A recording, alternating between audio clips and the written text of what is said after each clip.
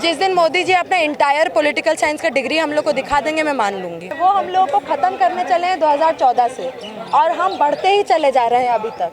हम लोगों को वो ख़त्म नहीं कर सकते, क्योंकि हम सोचते हैं, हम पढ़ते हैं, और इसीलिए जो हम पढ़ रहे हैं, जो अंबेडकर जो बोल के गए हैं, एजुकेट, एजिटेट, ऑर्गेनाइज, हम पढ़ाई करते हैं और जो पढ़ाई करते हैं उसको ज़मीन पे उतारते हैं। मान लीजिए बिहार की महिला को तमिलनाडु में कॉलेज मिलेगा, तो क्या उनके माँ बाप जाने देंगे? सारे स्टूडेंट्स बार बार सड़कों पे उतर रहे हैं कि हमारा एजुकेशन आप हमसे नहीं छीन सकते।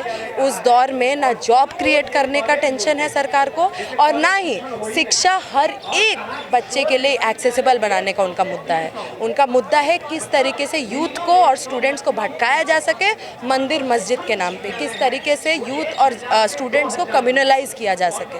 ऑटोनोमस बॉडीज़ बनाने के नाम पे आप एजुकेशन को कमोडिटी बना रहे हैं, तो उसको तो वही खरीद पाएगा ना जिसके पास पैसा है। 20 से 25 हज़ार आप कमाते हैं तो आप टॉप 10% में आते हैं। 25 हज़ार में किसका घर का गुजारा होता है? एक घर का भाड़ा हम लोग दिल्ली में 7 हज़ार देते हैं कम से कम मिनिमम। उसके बाद हमको पेट पालना है। हम लोग को दिल्ली में नौकरी करते हैं तो वहाँ तक पहुँचने के लिए पैसा लगेगा। सरकार जो है हम लोग को भटका रही है। हम लोग स्टूडेंट्स जो पिछले 2 साल से सड़कों पे उतर के ये डिमांड कर रहे हैं कि न्यू एजुकेशन पॉलिसी को रोल बैक करना होगा, क्योंकि ये एजुकेशन को एक कमोडिटी बनाता है, उसका बाजारीकरण हो रहा है। उसके खिलाफ हम लोगों ने आज स्टूडेंट पार्लियामेंट रखा है, क्योंकि स्टूडेंट्स का मुद्दा पार्लियामेंट में बिल्कुल इम्पोर्टेंस नहीं है। एक तरफ सरकार कह रही है कि ये एजुकेशन पॉलिसी जो बेहतर बनाएगी शिक्षा को, दूसरी तरफ इसमें तमाम तब्दीलियां कर रही है सरकार। आखिर वजह क्या? कैसे, मतलब किस वजह से ये सरकार बोल सकती है कि न्यू एजुकेशन पॉलिसी शिक्षा को बेहतर करेगी? अगर आप देखें CUET जो है वो ये बोल रहा है कि हर एक स्टूडेंट एक फॉर्म भरेगा, वो एग्ज़ाम देगा। अब आप मुझे बताइए कि वो तमाम महिलाएं जो घर के अपने 4 दीवारों को, अपने पिंजरे को तोड़ के इसलिए कॉलेज जा पाती हैं, इसलिए पढ़ाई कर पाती हैं क्योंकि उनका कॉलेज उनके घर के बगल में है। अब जब उनको, मान लीजिए बिहार की महिला को तमिलनाडु में कॉलेज मिलेगा, तो क्या उनके माँ बाप जाने देंगे? या मार्जिनलाइज सेक्शन से जो स्टूडेंट आते हैं जिनके पास इतना पैसा नहीं है कि वो 3 टाइम का खाना खा सके, लेकिन वो ये चाहते हैं कि हमारी ज़िंदगी को हम बेहतर करें पढ़ाई करके, और वो इसलिए कॉलेज जा पा रहे हैं क्योंकि उनके घर के बगल में कॉलेज है। लेकिन अब उनके पास वो पैसा ही नहीं रहेगा जब उनको कॉलेज किसी और जगह पे मिल जाएगा। इतना उनके पास प्रिविलेज ही नहीं रहेगा कि वो पैसा बटोर करके एक घर भाड़ा करके वहाँ से एजुकेशन को प्राप्त करें।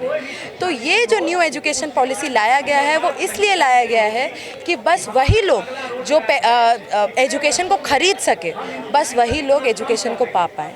अगर आप देखें कि जिस तरीके से BA में आपका अंडरग्रेड में मल्टीपल एग्जिट पॉइंट्स बना दिए गए हैं, वो क्या है? वो ये बोल रहा है ठीक है, आपके पास 3 साल पढ़ने का पैसा नहीं है, आपके पास 1 साल पढ़ने का पैसा है, आप 1 साल का पैसा दीजिए और आप 1 साल का डिग्री लीजिए। 2 साल का पैसा फेंकिए, 2 साल का डिग्री लीजिए, और आपके पास 3 साल पढ़ने का है तो 3 साल कीजिए, ऑनर्स का डिग्री लीजिए। आप बताइए, क्या डिप्लोमा करने के बाद आज के दौर में नौकरी किसी को मिल सकता है? जब पूरा यूथ एम्प्लॉयमेंट पाने के लिए बार बार सड़कों पे उतर रहा है, सारे स्टूडेंट्स बार बार सड़कों पे उतर रहे हैं कि हमारा एजुकेशन आप हमसे नहीं छीन सकते, उस दौर में ना जॉब क्रिएट करने का टेंशन है सरकार को, और ना ही शिक्षा हर एक बच्चे के लिए एक्सेसिबल बनाने का उनका मुद्दा है। उनका मुद्दा है किस तरीके से यूथ को और स्टूडेंट्स को भटकाया जा सके मंदिर मस्जिद के नाम पे, किस तरीके से यूथ और स्टूडेंट्स को कम्युनलाइज किया जा सके। जो नई शिक्षा पॉलिसी को देश हित में बता रहे हैं, तो ऐसा वो क्यों कह रहे हैं? वो पहले ये तो बताए कि वो देश हित में क्यों है। एक तरफ वो बोल रहे हैं कि स्कूल में जो है आपका वर्नाकुलर लैंग्वेज में आपका एजुकेशन होगा। क्या ये सरकार हमें ये भी बताएगी कि हर एक प्राइवेट मतलब कंपनी में या हर एक गवर्नमेंट कंपनी में जब वो इंटरव्यू देने जाएगा स्टूडेंट, क्या उसको उसी वर्नाकुलर लैंग्वेज में इंटरव्यू होगा? या प्राइवेट स्कूल में जो स्टूडेंट्स पढ़ेंगे वो अंग्रेजी में पढ़ेंगे, अंग्रेजी सीखेंगे और बस उन्हीं के लिए जॉब होगा, और जो तमाम स्टूडेंट्स जो गवर्नमेंट इंस्टीट्यूशंस में पढ़ेंगे वो वर्नाकुलर लैंग्वेज में पढ़ेंगे, और फिर क्या करेंगे? अपने ही एरिया में फंसे रह जाएंगे, जॉब ढूंढते रह जाएंगे और एकदम स्किल्ड लेबर बन के रह जाएंगे। जो दलित पिछड़ा जो बहुजन समाज है उसके बच्चों पर क्या फर्क पड़ेगा? देखिए, एक तरफ हम देखें तो न्यू एजुकेशन पॉलिसी जो है वो आपका एजुकेशन को कमोडिफाई कर रहा है, फीस को बढ़ा करके। आप जितने मार्जिनलाइज सेक्शन से स्टूडेंट्स हैं, क्या वो 60,000 रुपये, 70,000 रुपये एक आर्ट्स का कोर्स करने के लिए दे सकते हैं सालाना? नहीं दे सकते हैं। आज हम JNU में पढ़ते हैं तो हमारा JNU में फ़ीस इतना एक्सेसिबल है कि तमाम समाज से स्टूडेंट्स आकर के उस पढ़ाई को कर पा रहे हैं। और कल ऐसा नहीं होगा जब एजुकेशन जो है कमोडिटी बन गया है, जो बस वही लोग खरीद पाएंगे जिनके पास पैसा होगा, वही लोग पढ़ पाएंगे और वही लोग आगे जाके नौकरी करेंगे। मतलब पैसों में एजुकेशन बिक रहा है? बिल्कुल बिक रहा है। जितना प्राइवेटाइजेशन एजुकेशन का होगा तो फीस तो बढ़ेगा। ऑटोनोमस बॉडीज़ बनाने के नाम पे आप एजुकेशन को कमोडिटी बना रहे हैं, तो उसको तो वही खरीद पाएगा ना जिसके पास पैसा है। अब मान लीजिए एक मिडिल क्लास परिवार में एक लड़का है, एक लड़की है, और अगर उसका फीस है 70-80 हज़ार एक साल का, तो किसको पढ़ाएगा मिडिल क्लास फैमिली? लड़के को पढ़ाएगा, लड़कियों को नहीं पढ़ाएगा। ये जो एक न्यू एजुकेशन पॉलिसी है, ये महिलाओं को कैटेगोरिकली एजुकेशन से, हायर एजुकेशन से बेदखल करेगा और मार्जिनलाइज सेक्शन के स्टूडेंट्स को भी बेदखल करेगा, और उसी के खिलाफ हम लोग खड़े हैं। सरकार कह रही है देश को नया टैलेंट मिलेगा इस पॉलिसी से। आप मुझे बताइए सरकार किस बेसिस पे बोल रही है टैलेंट मिलेगा? What is the basis? Skills बढ़ेगा कह रहे हैं। कौन सा स्किल? आप स्किल्ड लेबर बनाना चाह रहे हैं स्कूल में? आप स्कूल में वर्नाकुलर लैंग्वेज सिखाएंगे, आप तरह तरह का स्किल सिखाएंगे, फिर आगे क्या आप उसी स्किल को लेके आप कॉलेजेस? बिल्कुल, अभी भी मैंने भी पढ़ा है संस्कृत स्कूल में। तो क्या आप अगर किसी को आप वुड कारपेंट्री सिखाएंगे स्कूल में, तो क्या आप कारपेंट्री का यूनिवर्सिटी खोलेंगे कि स्टूडेंट्स स्किल्ड लेबर को आगे जाके हायर एजुकेशन कर सके उस पर? या आप सीमेंट बनाना सिखाएंगे तो आप क्या उसके लिए यूनिवर्सिटी खोलेंगे? नहीं खोलेंगे। यूनिवर्सिटी में तो आप वही सारा हिस्ट्री, मैथ्स, फिजिक्स, केमिस्ट्री ही पढ़ाएंगे। तो फिर स्किल लेबर का करेंगे क्या हम लोग? यही आप बोलना चाह रहे हैं ना कि स्कूल में हम इनको इतना स्किल दे देंगे कि 12th के बाद हमारा सस्ता लेबर फोर्स क्रिएट हो। हमको एजुकेशन नहीं देना है, हमको सस्ता लेबर फोर्स क्रिएट करना है। क्योंकि एनीवे वर्नाकुलर लैंग्वेज सीखे हो प्राइवेट कंपनी में तो नहीं इंटरव्यू दे पाएंगे, क्योंकि उनको अंग्रेजी स्पीकिंग लोग चाहिए, और अंग्रेजी प्राइवेट स्कूल के स्टूडेंट्स को सिखाया जाएगा, गवर्नमेंट स्कूल के स्टूडेंट्स को तो अंग्रेजी नहीं सिखाया जाएगा। तो कहाँ से टैलेंट मिल रहा है, आप मुझे बताइए, किस बात का टैलेंट? और इससे हमें क्या फ़ायदा होगा? बिल्कुल सरकार का ये मकसद है कि जो लोग एजुकेशन को खरीद पाएँ, बस उन्हीं को एजुकेशन मिलेगा। एजुकेशन हर एक स्टूडेंट को नहीं मिलेगा, हर एक स्टूडेंट के लिए इनएक्सेसिबल बनाया जा रहा है एजुकेशन। मैम, तमाम वो लोग जो नंबर बेसिस पे एडमिशन लेते थे बड़े बड़े कॉलेजेस होंगे, आप वो डिटेल्स देकर अच्छे कॉलेज में एडमिशन लेंगे, अब कोई भी आ सकता है। अच्छा, आप मुझे बताइए कि एक स्टूडेंट जिसके पास इतना पैसा नहीं है कि वो 3 टाइम का खाना खा सके, या वो महिला जिसके माँ बाप उसको घर से बस इसलिए निकलने दे रहे हैं कॉलेज उसके घर के बगल में है, और उसको कॉलेज मिल जाता है दूसरे शहर में, या उसको कॉलेज मिल जाता है दूसरे स्टेट में, क्या वो इतना पैसा उसके माँ बाप उस पर खर्चा करेंगे? या क्या मार्जिनलाइज गरीब तबके से जो स्टूडेंट आ रहा है उसके पास इतना पैसा होगा वो दूसरे सिटी में जाके घर भाड़ा करके पढ़ सके? या सरकार बताए कि फ्री में एजुकेशन प्रोवाइड करेगी हर एक स्टूडेंट को? बात कर रहे हैं सरकार। कौन सा क्रेडिट कार्ड? क्रेडिट कार्ड आज के टाइम पे किसको मिलता है? किसको मिलता है क्रेडिट कार्ड? नहीं, किस नाम पे? वादा तो सरकार ने ये भी किया कि हम सबके अकाउंट में लाख रुपए पहुंचेंगे। पहुंचा आपके अकाउंट में क्या? मेरे अकाउंट में तो नहीं पहुंचा आज तक।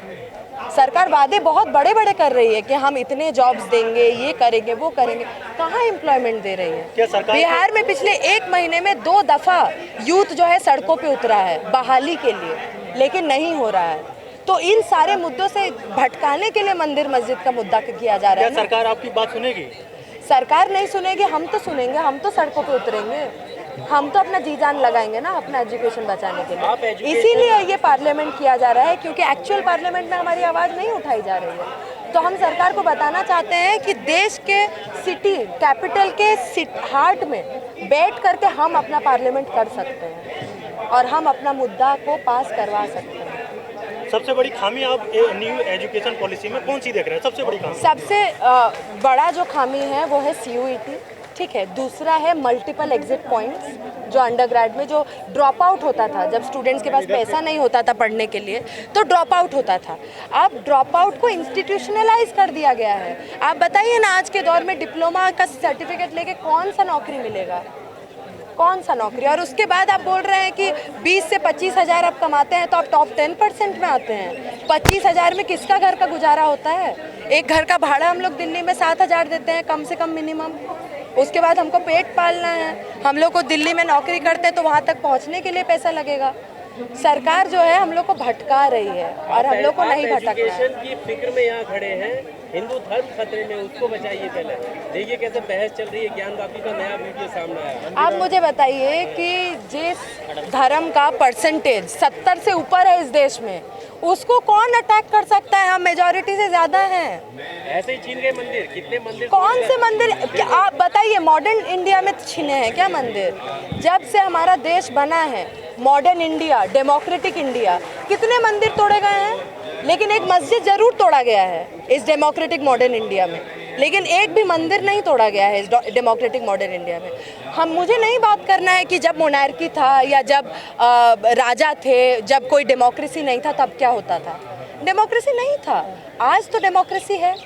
आज तो हिंदू, मुस्लिम, क्रिश्चियन, बुद्ध सब सेम इक्वल सिटीजनशिप रखते हैं। महिला, मर्द सब इक्वल सिटीजनशिप रखते हैं। तो कैसे आप किसी के धर्म का बना हुआ मस्जिद तोड़ के उसमें मंदिर बना के ये क्लेम कर सकते हैं कि हिंदू खतरे में है? कैसे? रामदेव बाबा कह रहे हैं कि सबसे काबिल कोई आदमी है तो मोदी जी है। 140 करोड़ जनता उन पे विश्वास कर रही है। जिस दिन मोदी जी अपना इंटायर पॉलिटिकल साइंस का डिग्री हम लोग को दिखा देंगे, मैं मान लूँगी। क्या क्यों नहीं चलता, क्या लगता है? देखिए, मेन स्ट्रीम मीडिया जो है सरकार की जो भी बातें हैं उसको आजकल पेडल करने का काम करती है।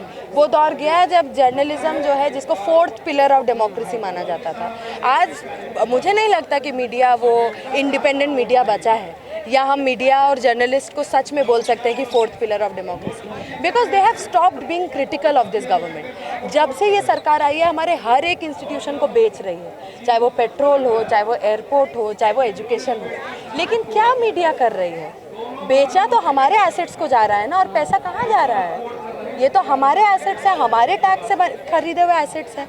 आपको बहुत ख़राब लगता है कि जेएनयू के स्टूडेंट्स टैक्स पेयर के मनी से पढ़ रहे हैं, लेकिन आपको ये नहीं ख़राब लग रहा है कि आपके टैक्स से खरीदे हुए इंस्टीट्यूशंस को बेचा जा रहा है। भाजपा के लोग तो कह रहे हैं कि जेएनयू के लोग देशद्रोही हैं, और आप कह रहे हैं इसीलिए शायद यूपीएससी टॉप रैंक जेएनयू की स्टूडेंट कर रही हैं। आपको पता होगा श्रुति शर्मा यूपीएससी टॉप रैंक जो है वो जेएनयू के एल्यूमिनस है। आपको पता होगा कांस फिल्म फेस्टिवल में जेएनयू के 2 लोगों ने जो है अवार्ड पाया है। आपको पता होगा कि अभी बुकर प्राइज जीती है जेएनयू के एल्यूमिनस। शायद इसीलिए ये सरकार हमसे डरती है, क्योंकि हम हर जगह हैं और एकदम पुरजोर तरीके से अपने आइडियल्स के साथ खड़े हैं। वो हम लोगों को ख़त्म करने चले हैं 2014 से, और हम बढ़ते ही चले जा रहे हैं अभी तक। हम लोगों को वो ख़त्म नहीं कर सकते, क्योंकि हम सोचते हैं, हम पढ़ते हैं, और इसीलिए जो हम पढ़ रहे हैं, जो अंबेडकर जो बोल के गए हैं, एजुकेट, एजिटेट, ऑर्गेनाइज, हम पढ़ाई करते हैं और जो पढ़ाई करते हैं उसको ज़मीन पे उतारते हैं, और इसी बात से डरता है ये सर।